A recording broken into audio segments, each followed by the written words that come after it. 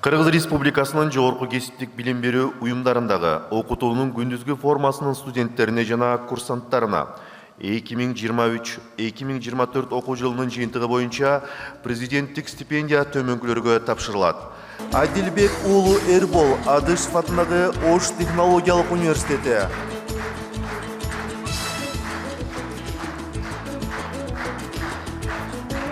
Алымбекова Жасмина Алымбековна Адышев атындагы Ош технологиялык университети,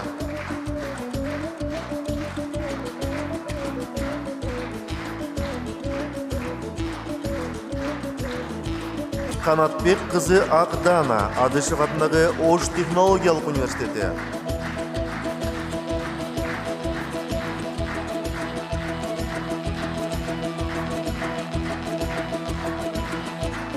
Урматтуу студенттер, дагы бир жолу сыйлыгыңыздар кут болсун, жолуңар дайым ачык болсун, даңгыр болсун, бир туугандарыңар менен, эне атаңар менен дайым аман болгула, мамлекетибизде тынччылык болсун дагы, силер алдыга карай умтулуп жыла бергиле, уча бергиле.